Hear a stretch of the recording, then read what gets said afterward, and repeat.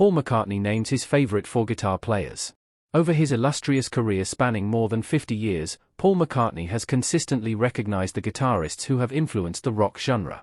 With his songwriting talent since his teenage years, joining his first band at 15, he has been a pioneering force since John Lennon appointed him as the rhythm guitarist for the Quarrymen in 1957. The Beatles are often considered the most impactful band in history, leaving a lasting imprint on music and solidifying McCartney's status as one of rock and roll's most legendary figures. By 1965, McCartney began to highlight his guitar abilities more on Beatles records. A notable instance is Yesterday from the Help album, in which he performed solo. He also contributed lead guitar sections on tracks like Ticket to Ride and Another Girl. Given his deep musical knowledge and experience, McCartney's praise for other guitarists carries weight that he has shared his admiration for numerous guitar players over time. In a 1990 interview with Guitar Player magazine, he named four guitarists he particularly admired. Here are four of his all-time favorite guitar players. David Gilmour. Gilmour is renowned for his atmospheric production and songwriting but takes a different approach when he plays his distinctive black Stratocaster.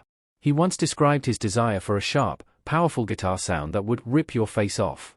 His passionate, blues-influenced solos are a highlight in a band less focused on the blues, providing expansive, melodic moments reminiscent of the famous alarm sounds from The Dark Side of the Moon.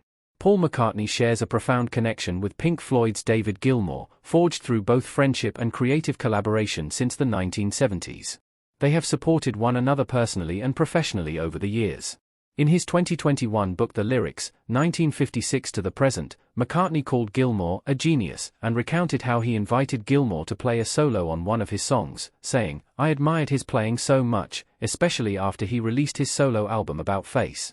So I called him and asked, would you play on this? It felt perfectly suited to his style." Eric Clapton. Emerging from the British blues rock scene in the 1960s, Eric Clapton is celebrated for his gift in crafting melodic solos that complement the songs themselves. His most famous pieces often reflect deeply personal experiences, such as Layla and Tears in Heaven. Clapton's significant collaboration with the Beatles includes his lead guitar work on While My Guitar Gently Weeps, the only official Beatles song featuring him. Not only did he play with the Beatles, but he is also the only guitarist credited on solo studio albums by all four Beatles members. In a 1990 interview, McCartney remarked on Clapton's talent, stating, "I think Clapton is real good, particularly these days." The two artists also shared the stage during the 2002 Concert for George, a tribute at the Royal Albert Hall in memory of George Harrison. Eddie Van Halen. Eddie Van Halen left a significant mark on music, particularly during the late 70s and early 80s hard rock era. His signature finger-tapping, dramatic dive bombs, and horn-like riffs transformed the guitar landscape. However, his true brilliance lay in crafting catchy, memorable songs such as Jump, Ain't Talking 'Bout Love, and Dance the Night Away, paired with David Lee Roth's exuberant lyrics. McCartney expressed his admiration for Van Halen's playing, noting his appreciation for metal guitarists who wind it up, even though he prefers depth over flashy scales. Nonetheless, he maintained, "I still think Jimi Hendrix was the best." Jimi Hendrix. Jimi Hendrix, famous for his flamboyant performances, was not just a performer but a guitar virtuoso whose brief career left an enduring legacy. McCartney considers him the greatest guitarist of all time. In a 1993 interview, he fondly recalled Hendrix's live cover of Sgt. Pepper's Lonely Hearts Club Band from 1967 as one of his favorite moments and one of the great honors of his career. Just days after the song's release, Hendrix opened a concert with it, an unforgettable experience for McCartney.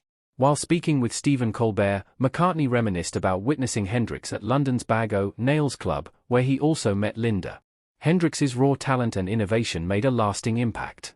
Even today, more than 50 years after Hendrix's passing, McCartney pays tribute by playing a snippet of Foxy Lady during his live shows.